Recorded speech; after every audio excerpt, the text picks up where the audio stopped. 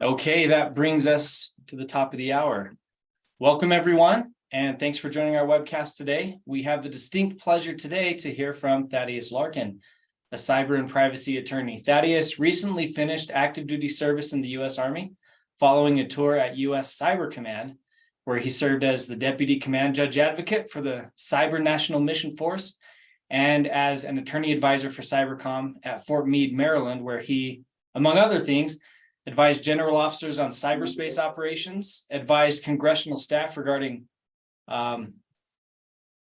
cyberspace operations and cryptocurrency legislation, and prepared general officers for congressional testimony, and served as a lead legal liaison in NATO cyberspace partnering efforts. In addition to his cyber law experience, Thadeous has litigation experience, including over 100 trials, and served a combat deployment to Afghanistan as a national security law attorney in the strike cell. He holds a Master of Laws in National Security Law with a cyber focus from Georgetown University, a Juris Doctorate from Boston University, and a Bachelor of Arts in Politics from Washington and Lee University. As we go forward, please feel free to type your questions at any time, and we will be sure to save some time at the end to address them. You should see a little Q&A box if you hover over the bottom of your Zoom screen. And with that, Thadeous, thank you for joining us today. Thanks, Trent. I'm going to go ahead and share my screen.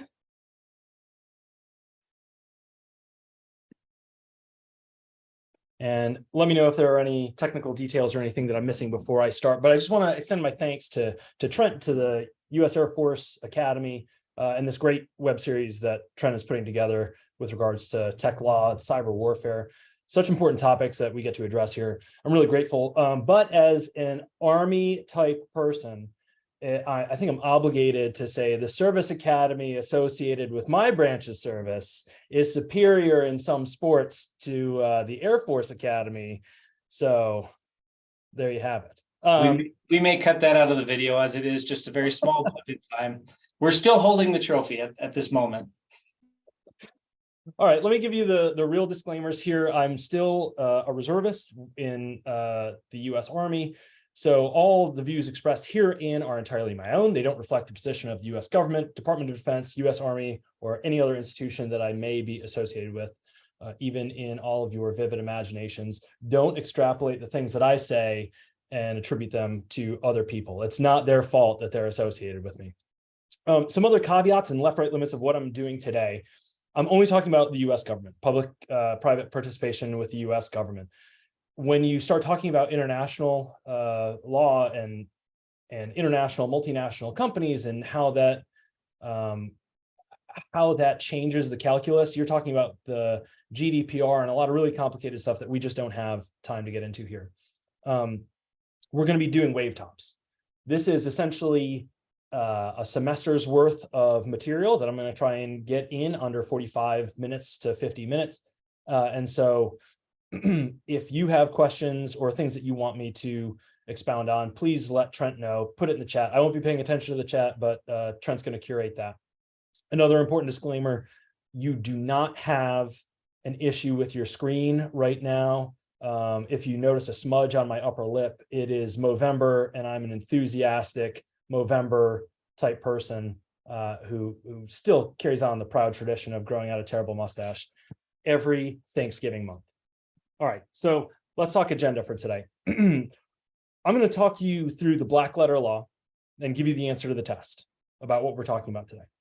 Then I'm going to sort of pose the provocative question to get our critical juices flowing, give you some context, the background of what we're talking about, the lex lata, and then explore how that context jives with the various different incentives that private groups and the government actors have for cooperation and partnership.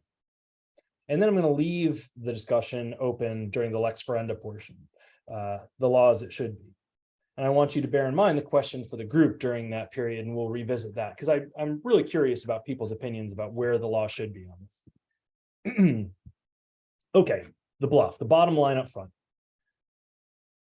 This is the provocative title here, where this came from. The 9 most terrifying words in the English language are, I'm from the government, I'm here to help.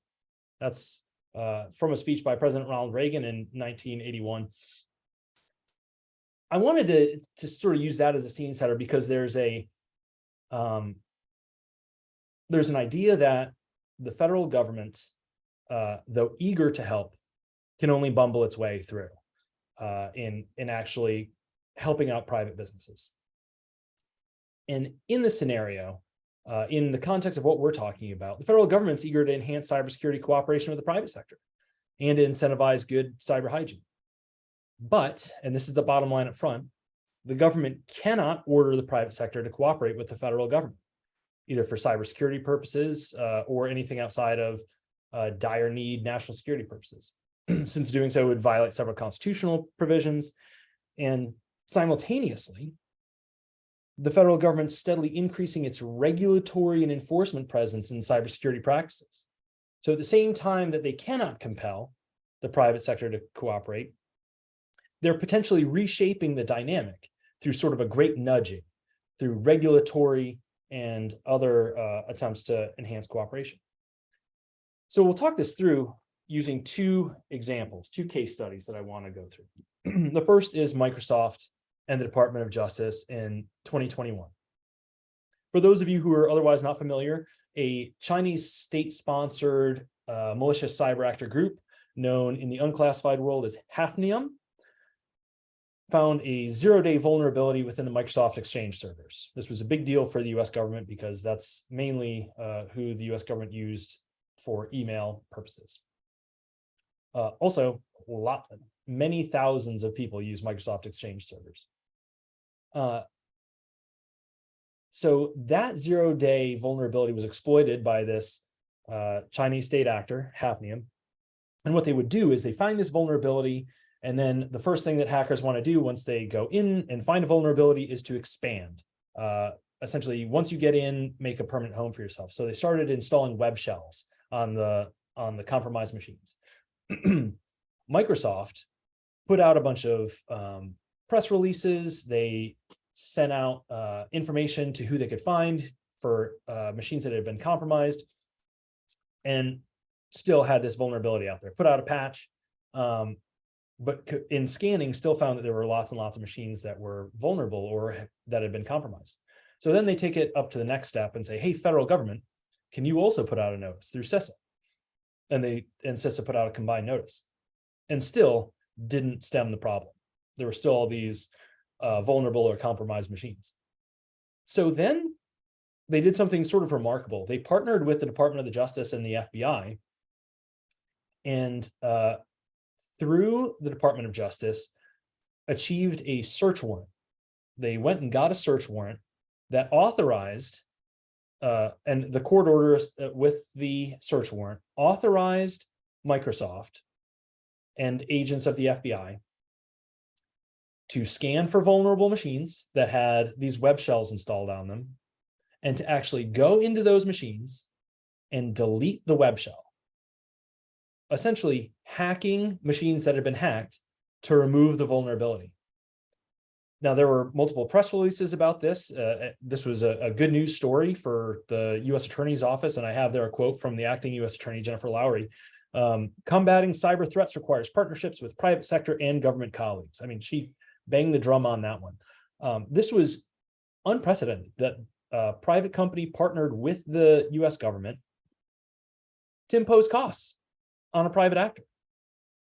They hacked the hackers, sort of tangentially, using the power of the federal government. Amazing and unique. Compare. After the San Bernardino massacre, a terrorist attack carried out by two individuals in San Bernardino, California, who both died at the end of the attack. 14 people killed in a mass shooting, 22 wounded. Their cell phones were recovered. Their cell phones were iPhone 5Cs. So the police recovered these phones, hand them over to the FBI. And the FBI, in trying to investigate this is a terrorist attack, so they want to gain more information. The way that the story is relayed to me, I don't know how true this is, but the person who had the phone, not knowing that iPhones self-lock after passwords, after a number of incorrect password attempts, just started plugging in numbers on the password, hoping to sort of get through like 1, 2, 3, 4, 2, 3, 4, 5, and ended up locking the iPhone. So they couldn't get in. The iPhone is heavily encrypted. Privacy is their watchword at Apple. So the FBI went and, through the DOJ, received an order from the District Court of Central District of California in an attempt to compel Apple to break the encryption. First, they went to Apple and said, hey, can you decrypt this phone? Apple said, thanks, but no thanks. We don't decrypt our phones. That's part of our business practices. We don't undermine the privacy of our customers. So then FBI went above them and went to a court, and a court ordered Apple to comply by getting an order citing the All Writs Act. The All Writs Act in statute is 28 USC 1651, and it authorizes federal courts to issue, and this language is from, originally this bill was signed by George Washington, so this language is ancient. It authorizes federal courts to, quote, issue all writs necessary or appropriate in aid of their respective jurisdictions and agreeable to the usages and principles of law. How that plays out is in a Supreme Court case, U.S. versus New York Telephone Company, 1977, the court, in aid of a valid warrant, was able to order a third party to provide non-burdensome technical assistance to law enforcement officers. Essentially, in that case, law enforcement had a search warrant to put a tap on a phone, went to New York Telephone Company and said, hey, help us install this tap. New York Telephone Company said no.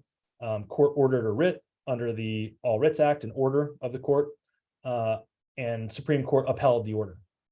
Now, the court tried to do the same thing here with Apple. And Apple made some really compelling and interesting arguments in opposition to the order, saying this is compelled speech. It's not non-burdensome, first of all, in the way that we're just providing a technician to guide you onto how to install a tap on our phones. You're asking Apple to undermine its own encryption algorithms, to break its own codes in a way that we would then be, we would no longer have encryption. And that's violative of the First and Fifth Amendments of the United States Constitution, because you're compelling speech. You're asking our coders to write code. It's not just, hey, how do we install this tap on this item? You're asking our coders to come up with something out of whole cloth and break our own encryption. As this litigation was playing out, the federal government ended up getting word from an Israeli cybersecurity company that they could break the encryption. The encryption was broken and they got it on the phone. So it was mooted. But this is still floating out there. And Apple used it as an opportunity to enhance their marketing. Their whole, I don't know if you remember a few years back, but they really doubled down on privacy. Apple is known for privacy. And that's reflected in their business practices and how they make money, how they're thought of, their brand.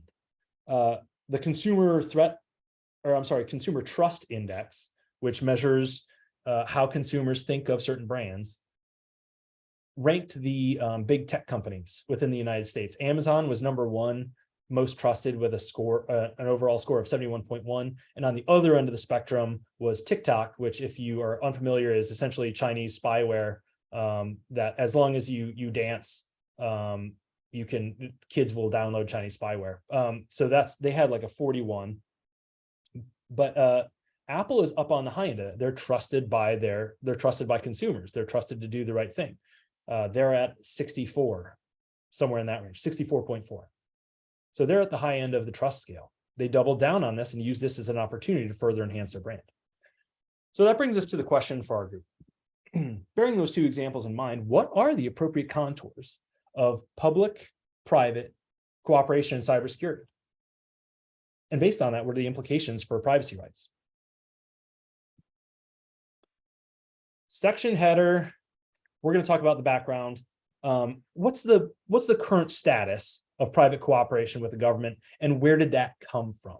So I'm going to give you a dangerously oversimplified history of corporations in America. If any of you are corporations professors or Fed tax professors, please avert your eyes for the next 30 seconds or so, because I'm going to really give some wave tops here. The business of America is business. Corporate capitalism, regardless of how you feel about its nuance, has been a tremendous generator of tax revenue, capital investment, and thus economic power for the United States government. Arguably, the constitutional aversion to state-owned enterprises set the stage for the development of private companies that have brought tremendous power to the United States. And if you want to dive deeper on authors who talk about how the corporate structure itself is one of the most monumental national security enhancers for the United States, you can read up from Michael Heller and James Salzman, Alfred Chandler, and to some degree, Benjamin Cohen. Throughout the early history of the United States as a nation, manufacturing and trade began to grow. And with that, from our courts came a maturing conception of corporations as distinct legal entities with constitutional protections. That culminated in recent years with the court's decision in Citizens United, the Supreme Court's decision in Citizens United, which held that the government can't limit the political expenditure of corporations and unions under First Amendment grounds. And the upshot of this is, and you see our friend Senator Mitt Romney, when he was running for president, was much maligned for saying, corporations are people, my friend. He was technically accurate. Corporations are fictional legal entities, but they operate and are considered in the law as a single person that has its own legal rights. And with that, legal obligations and responsibilities. So the symbiotic relationship between private companies and the US government helped create a scenario in which the US dollar is now the world's reserve currency. That allows significant foreign policy sway for the United States and enhanced power around the world. So if you are a Chinese businessman and you want to buy widgets from a manufacturer in Australia, you're not going to use Chinese or Australian currency. You're going to go get dollars. That transaction is going to take place in dollars. And so that allows the United States to, using its fiscal and monetary policy, to really dictate some terms across the world. In turn, companies depend on the protection and favor of the US government. And so now the US government and the private sector are entangled, which is that if you don't get the Jada Pinkett Smith and Will Smith entanglement thing, you can look it up after this. That's what that little meme is from there. It's a really good one, trust me. It's really clever. So how have, in that context of corporations as sort of drivers of national security on the back end, how are they thinking about cybersecurity? If you look at the Fortune 500 list, some of the world's largest corporations, not all of them, but all of the largest American corporations, Walmart, Amazon, Alphabet, Microsoft, essentially energy, tech, and Walmart, none of the US-based largest companies are state-owned. They're all private. And they all have a significant online presence. Whether or not that's any of the energy companies, healthcare companies, Walmart, Amazon, obviously online shopping, but a lot of these systems are backed up on clouds, they're used for email to do internal communications. And so with the rise in the information era's ability to expand business operations also came new threats. And so currently billions, that's billions with a B, are spent on cybersecurity in the private sector. Private companies with over 1,000 employees increased cybersecurity spending from 2020 to 2021 over 200%. And I don't have the numbers from this year, but I'm sure it's increasing. And the research firm Gartner estimated that spending on information security and risk management would total $172 billion by US corporations in 2022. And that's up from $155 billion in 2021. So companies now are thinking about spending money on cybersecurity. That's follow the dollars about where their priorities are. It's increasing, but it's still not quite where the US government wants it to be. And if you're a business, what you're finding is that there's increasing liability for cybersecurity lapses, or if you're a victim of cybersecurity attack. but also those incidents are all but inevitable. Let's round this out and talk about how that speaks to national security. So not only do private businesses operate under the protection of the US government generally, who has a vested interest in their success, but also the US government is supplied primarily through the private sector. 85% of critical infrastructure in the United States, critical infrastructure as designated by the Department of Homeland Security, is owned by the private sector. 85%. Compare and contrast that with our European allies and, say, communist China, where almost all of their major enterprises are state-owned, or at least they have to be a party member in order to advance. So the DIB, the Defense Industrial Base, also entirely privately owned. Think too about cyber espionage. What I have there is a picture of the J-31, the Chinese answer to the F-35. How did China develop this sophisticated technology, stealth jet technology, to rival the F-35? It wasn't from their own innovation. They stole the technology. And any scholar on Chinese foreign policy will reinforce that China essentially steals IP, they steal tech from the United States and other advanced democracies who have a lot of capitalist innovation, and they integrate it into their own companies. The main conduit, besides insider threats, is cybersecurity threats, is infiltration and espionage online. Also, national security threats include supply chain vulnerabilities. I'm thinking here specifically of the most recent example of Colonial Pipeline. In the Colonial Pipeline ransomware attack, in which Colonial Pipeline servers were shut down and wouldn't be released unless there was a payment of 75 Bitcoin, which at the time was like $5 million. In response to that, this major gas supplier to the East Coast, there was a presidential federal state of emergency declared. Gas increased, the price of a gallon of gas increased in the affected area by 4 cents a gallon, and then had secondary and tertiary increases following that. Flights from the Charlotte airport were delayed and canceled. And it caused consternation, and a lot of ink has been spilled analyzing what happened. So what's the, and then also I have this graphic on here. The US government, if you were to say, okay, what if we made all of these important enterprises state-owned or to the federal government? What if we gave the responsibility to the federal government? The federal government turns around and contracts out for most products and services. You know, service members are a very small part of the federal government. A lot of the roles are not just to civil servants, but to contractors who come in and do specialized jobs, or for contracted products. That includes cybersecurity and cyber infrastructure products. All of that to say, cybersecurity is national security. And that's been acknowledged by President Biden in his recent fact sheet that he released in 2021, saying cybersecurity is a national security and economic security imperative for the Biden administration. We're prioritizing and elevating cybersecurity like never before. So what? Essentially, the government and private sector are inextricably linked in cybersecurity and privacy questions. Those two now go hand in hand. And that brings us back to our question for the group. What should be the appropriate contours of that relationship? Now you're telling me, Thaddeus, I thought this was I thought you were some sort of lawyer or something. I thought we were going to talk about the law here. Don't worry, baby birds, I'm going to feed you.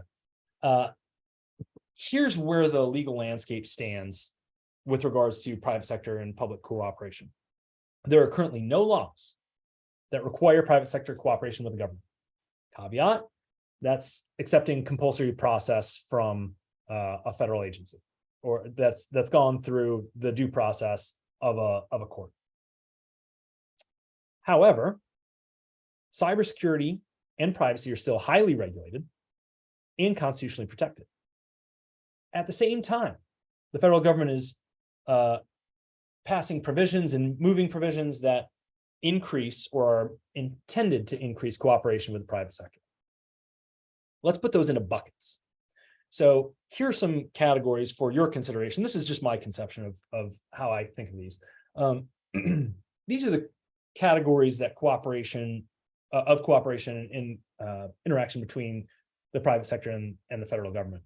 One is in law enforcement. Businesses can be victims of cybercrime. They can be victims of ransomware attacks, etc. And that can trigger FBI, DOJ, whoever to become involved.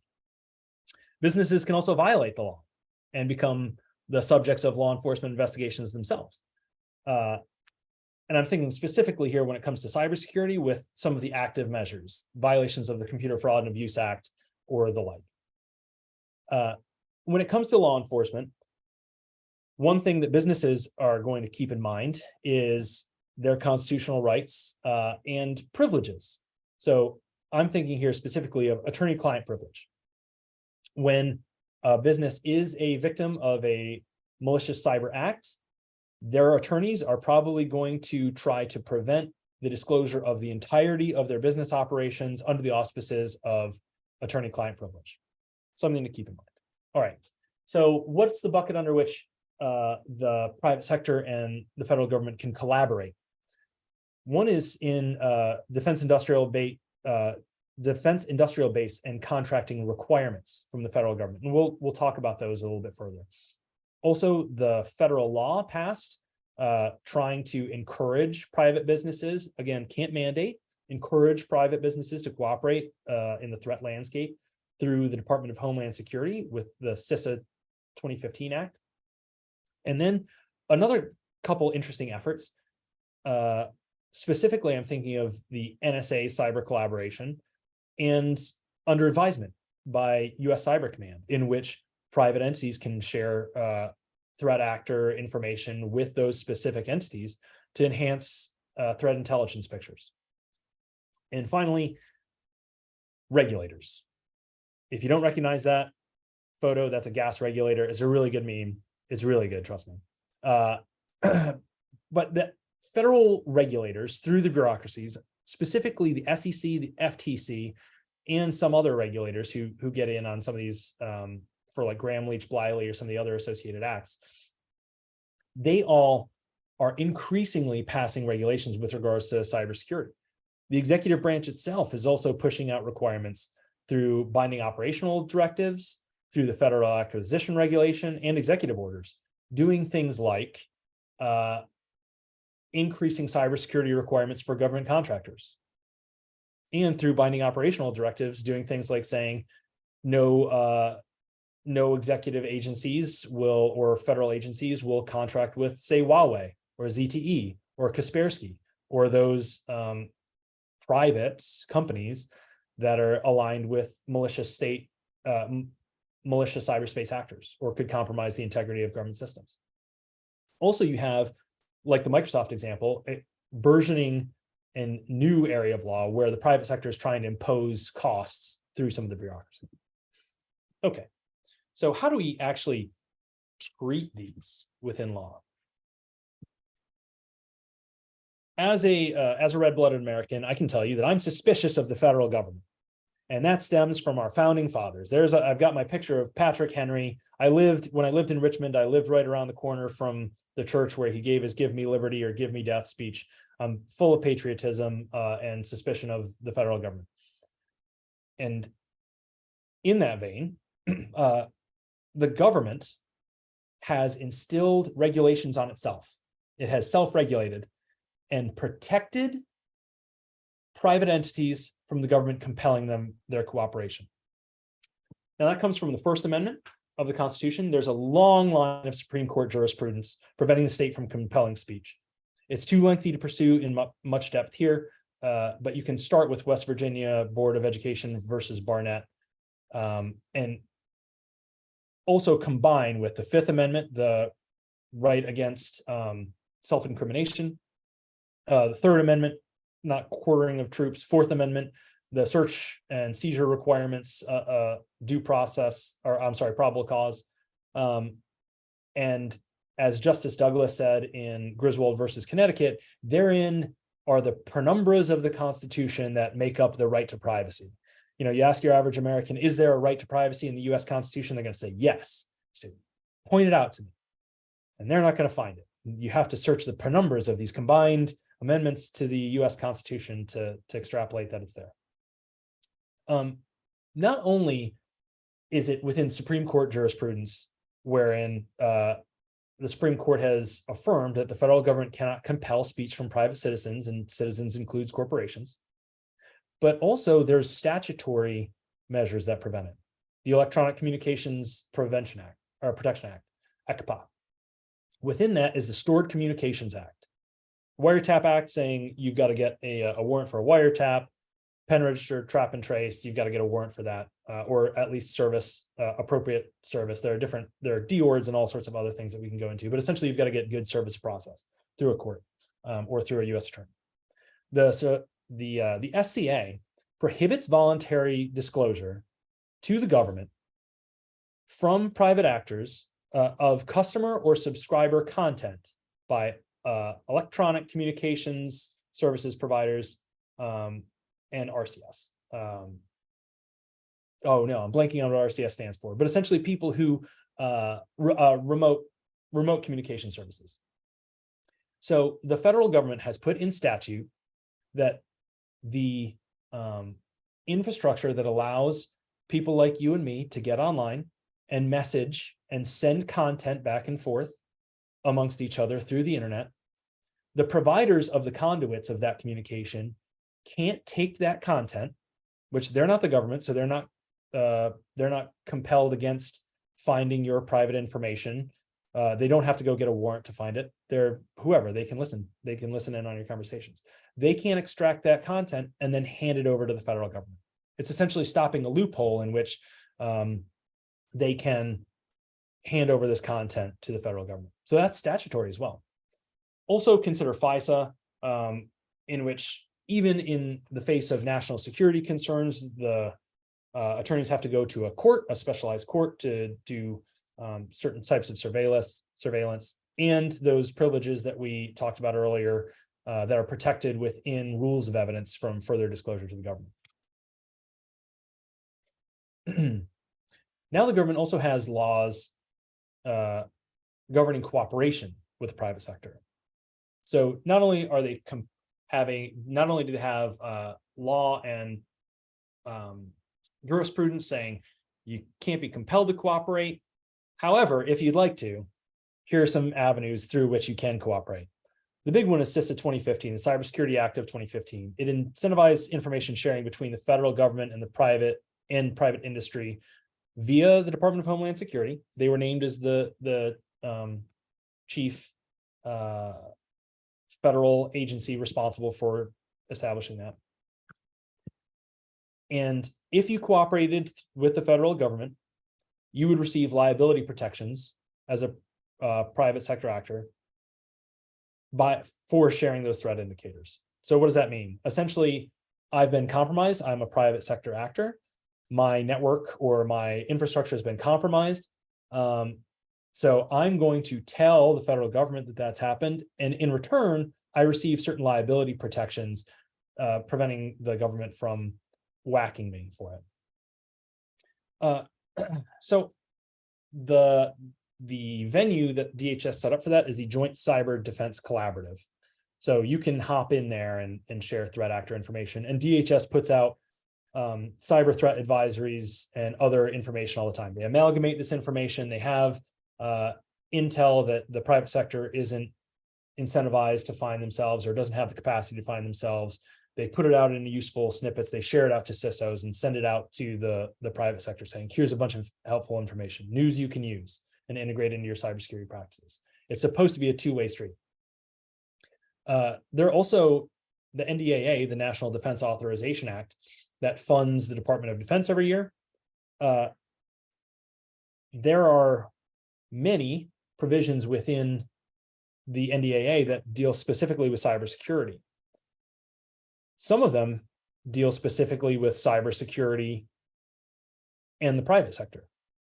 So there are some 2019 provisions, including a foreign ownership disclosure in DoD supply chains. So if you are a contractor who is in the supply chain for the DoD, if there's foreign ownership of your corporation, you now have to disclose that. That also had the BODs, the binding operational directives, and emergency directives.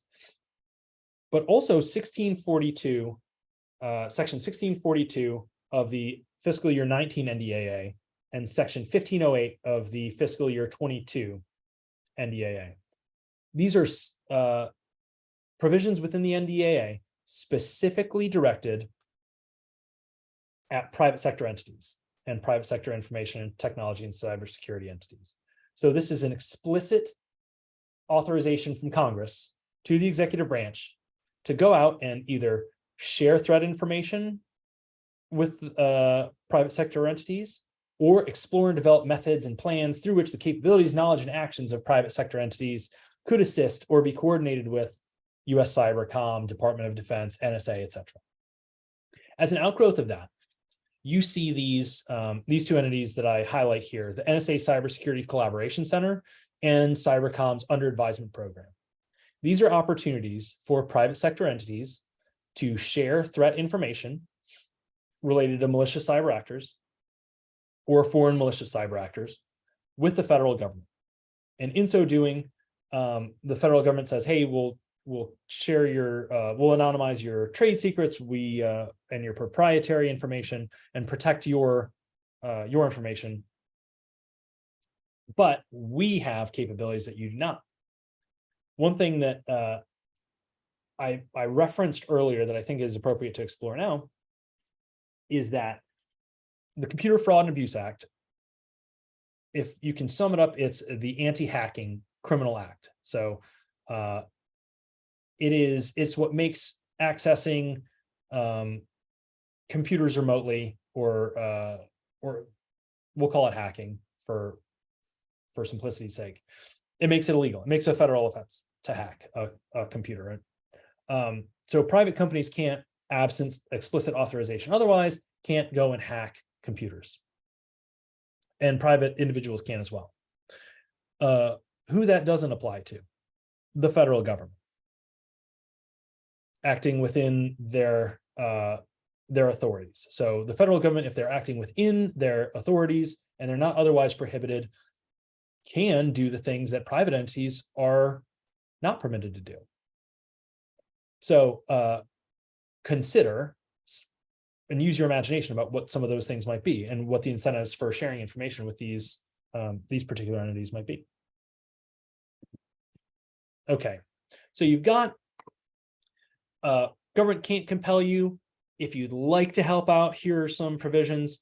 And then we've got these other things going on, these other percolating regulations and laws within the federal government that sort of border on compelling, sort of chipping away at potentially those government can't compel you to cooperate with the federal government.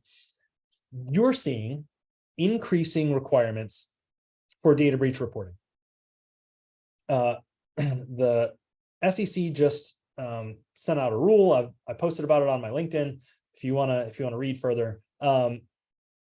But the SEC posted a rule saying, hey, within 4 days of a significant cyber incident, you've got, if you're a public company, if you're a publicly traded company, you've got to report that to the SEC on a particular type of form that has to go with your filings to the SEC. So now public companies are being told by the SEC, who essentially governs the rules of public companies, if you have a cybersecurity incident, that is now mandatory for you to report. It's something that you're going to have to share with your shareholders. That seems like compelling some sort of speech. It's, if your house is robbed, you're under no obligation to tell the federal government that that happened. You don't have to call the cops. You don't have to do anything. You can just sit there and take it. But because public companies are so highly regulated already by the SEC, this is just one step further in that regulation saying cybersecurity incidents, people have to know about those. Those have to be publicly filed so people can find out about them. And people doesn't just mean your shareholders. It means the entire public. That means other malicious cyber actors. So not talking about the wisdom of that requirement, but just letting you know that it's there. There's also the FTC Act. So the FTC also governs business practices within the United States, not necessarily just for public companies, for private companies as well. but you can't have unfair and deceptive business practices. It's something that the FTC can come after you for. What that has grown into is under 15 U.S.C. 45, preventing unfair or deceptive acts or practices in or affecting commerce. And as you know from studying constitutional law, commerce is all things everywhere all the time as far as the Supreme Court is concerned. Unfair has a plain meaning irrespective of any affirmative claims, so it doesn't need deceptive acts too. And what they've determined is that is unfair for businesses to handle consumer data or customer data in an insecure way. So they've taken unfair and deceptive business practices and applied it to cybersecurity, saying if you are handling customer data in an insecure way, you are potentially violating Section 5 of the FTC Act. You are potentially doing an unfair business practice. And deceptive relates to representations. So unfair and deceptive business practices. Deceptive means a failure to maintain reasonable and appropriate data security. That's unfair. But then you can't list all possible unfair actions. So they have to strike this balance between notice and vagueness for businesses. If you are making representations on your federal forms that you're filing or to your customers or consumers saying, we handle data in this way. Every time you're going to some new website and now you have those privacy practices that you've got to click through to get to the website that I'm sure none of you read. All of those, many of the time, list what their privacy practices are. And on websites, they list, hey, here are our privacy practices. If they're not actually living up to those, or they don't actually do that, that's just sort of verbal glurge that they throw out there to check a box and say, hey, we've got a privacy policy. If you're not enacting that and making your security part of your business, now you're potentially, again, violating a federal act, Section 5 of the FTC Act, for which the FTC can come in and ding you. So you've got these big regulators who are on the lookout for cybersecurity practices, sort of, again, chipping away at whether or not the government can compel you to take certain acts. Also, the All Writs Act, we talked about that with Apple. That's unsettled. The Supreme Court hasn't weighed in on that. There's some circuit split starting to happen about how the All Writs Act applies to technology. So keep an eye out for that one. That's a really interesting one. Also, within OFAC, FinCEN, export controls, NDAA provisions, you're starting to see more and more tagging of and requirements of cybersecurity requirements and foreign ownership disclosures about supply chain and DoD. You could throw CFIUS in here as well. But essentially, if you want to do business with the US government, you've got to have certain cybersecurity practices in place, and you've got to ensure that you're not foreign owned, or if you are, that you're appropriately disclosed. Consider as well discovery and criminal enforcement. So within, let's say that you're a business and you're a victim of a cyber security incident, and you call the FBI. And now the FBI potentially has the ability to take over the investigation and sort of get into your servers and find out what happened. Are you as a business willing to or interested in allowing that to happen as part of criminal discovery, if you want to actually go after these people? However, they try to incentivize that as well by saying cooperation with law enforcement may allow you to delay some of that required breach reporting. So if you are able to make a determination about that it would be in the interest of national security or something like that, you could potentially delay all those mandatory breach reporting requirements that you have as a business. Okay. So what of this?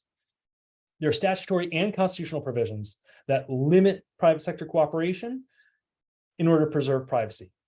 And there are avenues of limited cooperation. However, there's a burgeoning regime of these increasingly compelled cybersecurity and cooperation practices with the federal government. And the tension between those competing interests might stymie that intended cooperation. So why would the private sector cooperate with the government? Let's talk incentives and intentions. This is the way I like to think of it, because I think in terms exclusively of memes, movie quotes, and songs. If you're the federal government, you're Cheap Trick. I want you to want me. Private sector, I want your cooperation for several reasons. If you're private companies, you're wondering, should I stay or should I go? What should I do? Should I cooperate or not? But at the same time, get off my back. Papa, don't preach. And the federal government on the back end, also the federal government, may tell you, hey, you got to give it up through regulators. That's essentially what we were talking about just now. All right. Away from the law, constitutional law is an outgrowth of the standing up of our government, and subsequent laws are reflective of incentives and property rights and how we express those. So in analyzing the laws as it stands, the lex lata, you have to ask yourself, do the incentives underlying the law actually align?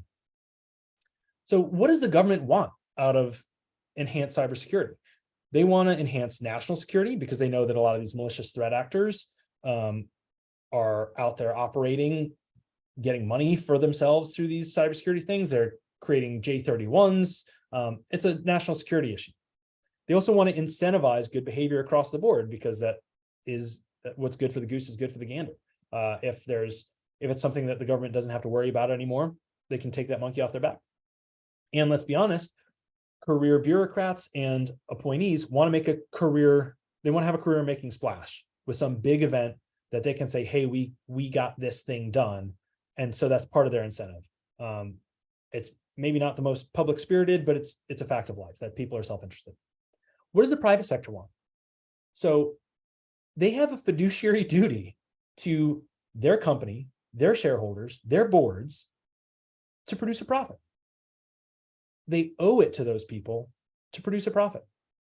They also owe it to them to avoid liabilities.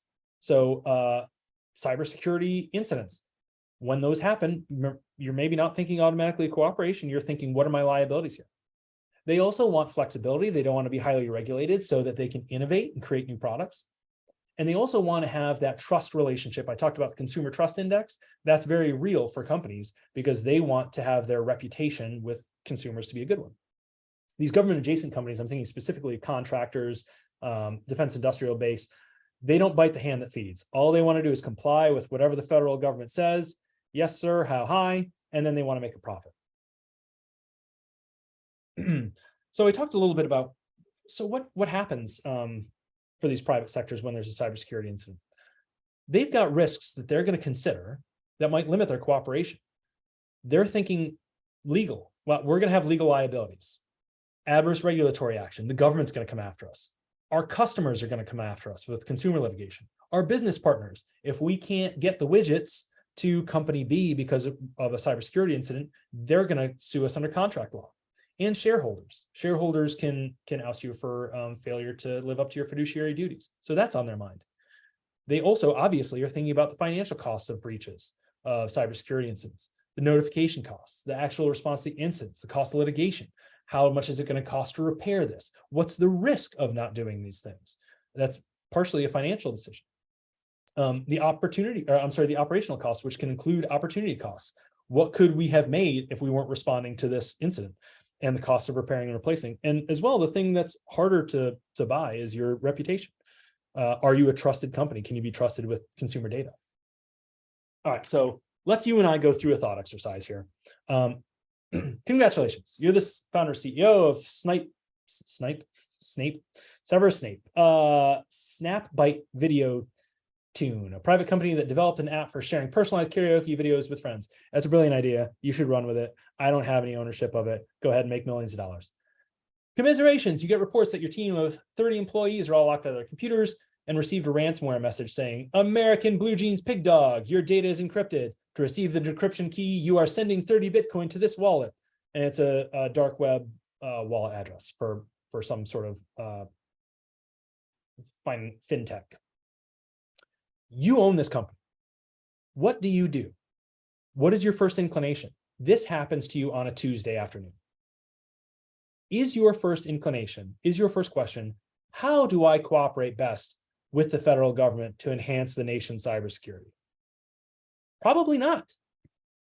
That's a long caveat to bring that to reality, because a lot of our thinkers on this are in the federal government, have been in the federal government for a long time, and maybe don't think in terms of that risk calculus or from a business decision-making standpoint. The so what of this section.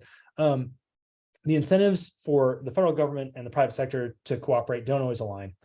Private sector, they are rational actors. They've got their own distinct motivations and incentives that aren't necessarily national security or the good of the federal government. And the question is whether the federal government acknowledges that. All right, laws it should be. What is it that justifies this increased cooperation? We're saying, hey, you should cooperate with the federal government. Why? Make the case. Well, one, the federal government can say sticks and carrots, right? We're kissing and caressing, we're hugging and we're hitting. We want to both prod and cajole and convince. So here's thing one, the internet is essentially a utility. It's not regulated like other utilities, telephones, electricity, fuel. The government could, if it so chose, start to regulate it like a utility. So there's a sort of Damocles hanging over their head there. Despite the fact that it's not a regulated utility, almost our entire modern society right now depends on the integrity of that infrastructure functioning. And that infrastructure, this information era infrastructure that we've built our entire society around, has these unique threats that moved right up alongside it. From the moment there was internet, there were worms and malware and all these things sort of poking holes in it. And it's unique because it's not like robbing a bank. You can't just go out and find these people with really great forensics. It's not attributable. It's hard to trace. It's expensive to fix. It's wide ranging. It's in other countries, and it's potentially catastrophic. Billions of dollars from the NotPetya attacks. And the Biden administration has made the argument that the market isn't driving security. I think that's an open question, whether or not the marketplace itself is sufficiently driving good cyber hygiene, good cybersecurity practices. One thing that the market is certainly not doing is driving broad threat sharing across sectors and with the federal government. And is the government the best conduit for those things? That's the other open question. Federal government can't by itself, despite all these resources and despite all these concerted efforts, deter malicious cyber actors or impose costs, because it's not mostly going at the federal government, it's mostly going at businesses. They're mostly trying to drive money. And to that end, US adversaries are funding themselves through these malicious cyber activities, specifically ransomware activities, and the espionage that we talked about earlier.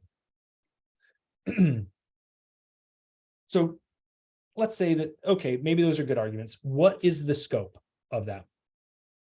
The benefits of cooperation between the private and public sector are that, hey, you've got these resources. We talked about the NSA's Collaboration Center and Under Advisement Program. You've got resources that we don't have, including intel and action on that you can take. It would drive the market towards cybersecurity. It would increase national security because the government wants to protect these companies that enhance national power. Shouldn't they be protected? Isn't the government the best vehicle to do that actual protection? And they can pose those costs. Now, the concerns, of course, for companies are they don't want to violate civil liberties, and whether the government, whether handing this over to the government would violate people's civil liberties. Shareholders, board members, investors may be concerned about perceived cooperation with the federal government. There are a lot of people out there who don't like the federal government and who go out of their way to attack the US government. And if you are openly cooperating with the federal government, you've made yourself a target. Look at Ukraine, and Microsoft's cooperation with the Ukrainian government immediately started seeing an uptick in malicious cyber activity coming out of Russia. That's a fact. If you are cooperating with the US government or in furtherance of US national interests, you are going to see an uptick in cyber attacks. We talked about with Apple, their image and branding. Are you the sort of person who's a narc? Do you care about privacy? Do you want to cooperate with the federal government? Ew.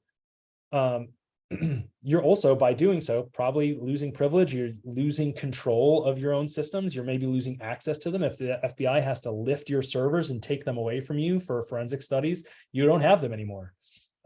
Is the juice worth the squeeze? Okay. Me and you, your mama and your cousin too, all agree it's a good idea. Let's do it. Let's enhance cooperation. What does that actually look like?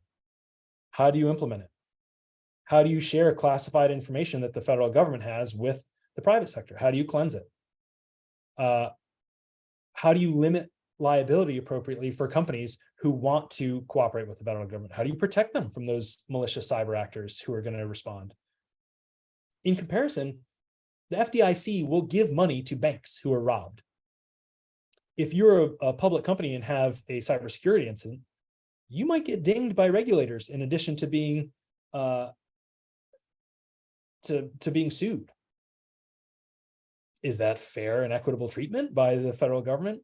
How likely is it that a bank is going to be robbed versus how likely is it that you're going to have some sort of cybersecurity incident?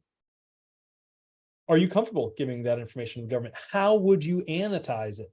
How would you do it in a way that doesn't violate the Fourth, Fifth, Ninth Amendments, Third Amendments? How do you stay within the penumbras? And in all of this, what I'm calling, this is trademark, copyright, Thadeous Larkin, 2023, the great nudging of regulatory enforcement trying to prod companies into better cybersecurity hygiene. Is that the pot calling the kettle black? Is the federal government the best example of protecting or good cybersecurity practices and protecting data? I'm wondering, for anyone who worked for the federal government, had their social security numbers exposed I forget when it was, but a few years back, before I started working for the federal government. So the OPM breach. OPM breach, exactly. Okay, so that's the question I want to leave us on. Who had the right answer here? Who did it right? Who are the people? Who has the better approach? And how would you set it up? Thank you for having me. I'm glad we were able to get through all this in close to time. Happy to answer your questions unless they're difficult. Then I'm gonna schlep them off. All right. Since we have only a couple of minutes left in the hour, I've gone ahead and allowed those who are still here to talk. So if you have a question, feel free to hit your unmute and just ask it. And I'll be quiet for a minute or two before I ask any, just to make sure you have a chance. If you want to type it, I can ask the question for you as well. So to our participants, if you have any questions for Thadeous.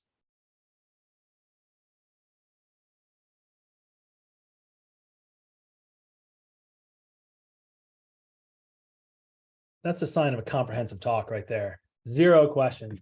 Also, you can type them and Trent will read them. So if you're shy about showing up on camera or anything too, or if you don't have any questions, or if you think of them later, you can just send them to Trent and Trent will send them along to me, and I can answer them that way. I can do that. I had 3. Maybe you can take the last 2 minutes to answer one of them. I'm not sure which one. Maybe I'll ask my dumbest one. Do you think the Computer Fraud and Abuse Act, prohibiting corporations from hacking back, do you think that unnecessarily burdens corporations' ability to protect their cyber infrastructure? Yes and no. I love that question, because this is something I've thought about a lot, and I love the suggestion that the government should adopt what we did with privateers, and if there are any Navy people involved in this talk today, and essentially issue letters of marque to certain companies who are victims of cyberspace or malicious cyber activity to, okay, go get them if you've got that. The problem is a lot of these threat actors they're not just one-off individual operators. Some of them are. Some are just some 17-year-old script kiddie in an Eastern European nation who wants to make a few bucks for himself, and so locks up your computer. Some of them are state-sponsored malicious cyber actors who the U.S. government, and not just the U.S. government, lots and lots of allies and partners are keeping tabs on, collecting information from, potentially have their own accesses in, and to allow a private company to then sort of insert itself in that, not only opens the company to further malicious cyber activity and retribution, but also could potentially interfere with longitudinal strategic objectives by the government. Despite that, I think if you could reconcile that and just allow these companies to go do it, I think that would be hilarious. I mean, why not arm companies with the ability to do this? But also, they're maybe not that good at it. All right. Well, that brings us to the hour. So thank you so much, Thadeous. Thanks to everyone who attended. And maybe we'll have you back on sometime, but really appreciate your time and your thoughts. Thanks a lot. Thanks, Trent.